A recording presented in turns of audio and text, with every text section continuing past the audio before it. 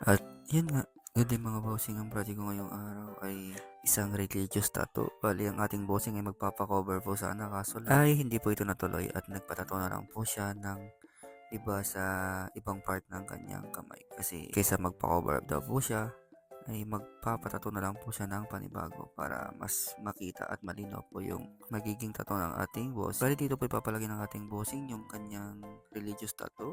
Bali, hindi naman natuloy yung kanyang cover up at nakapag-isip-isip po siya na magpatato na lang ng ibang design sa kabilang part ng kanyang kamay. Bali, ito po yung design ng ating bossing. Ito po yung kanyang napili. Bali, ganyan po talaga yung placing ng tattoo design namin ng ating bossing. Hindi po siya wrong placing kasi meron naman yung lion sa gitna.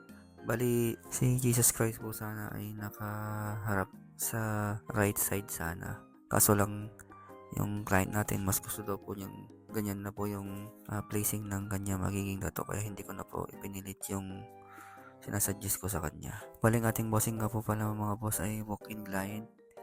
Bali, nasakto naman na wala po akong ginagawa ngayong araw at biglaan lang po yung pagpunta ng client natin ngayong araw, kaya buti na lang. Bali, ang ginamit kong karain dito mga bossing ay 5RL tapos 13 Ron Magnum. Yun lang, dalawa lang po yung ginamit ko dito mga bossing. At ang ginamit ko dito mga boss ay skin candy. Yung set na po yung binili ko mga bossing. Yan pala, ito po yung ginagamit kong set mga boss. Napakaganda po niyang gamitin at hindi niya po kailangan magtimpla dahil natimpla na po yan.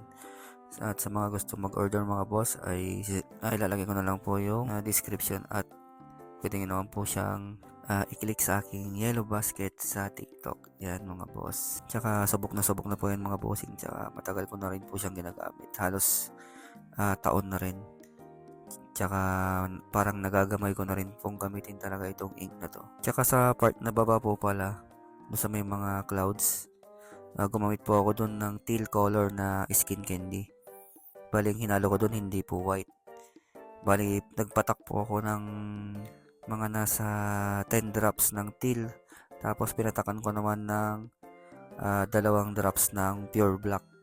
Tapos saka ko siya hinalo kaya naging gray po siya.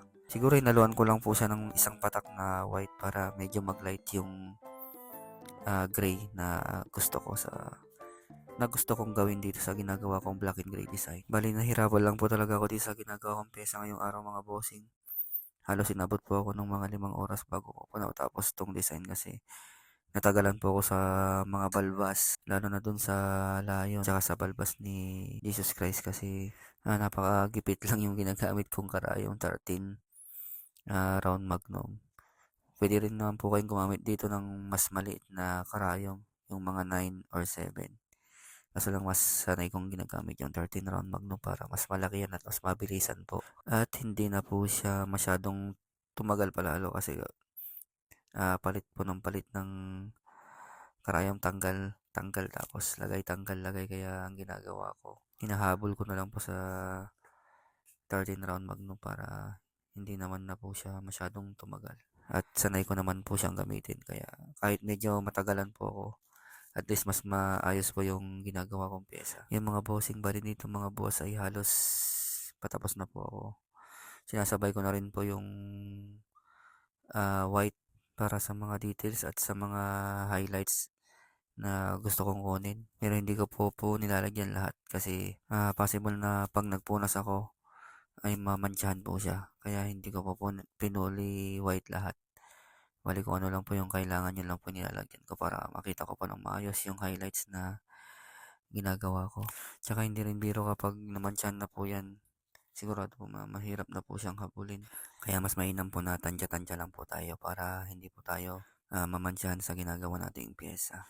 Tsaka dito mga boss, hindi naman po natin kailangan na kunin ng 100% yung design na ginagawa natin.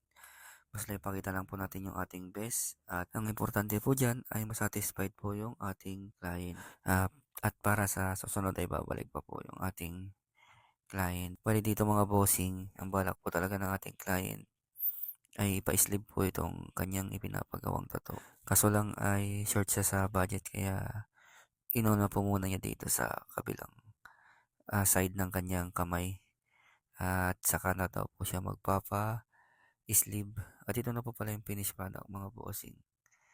O di ba napaka-solid. A total of 5 hours. O di ba halos 5 hours po yung inabot ng design ng ating bossing.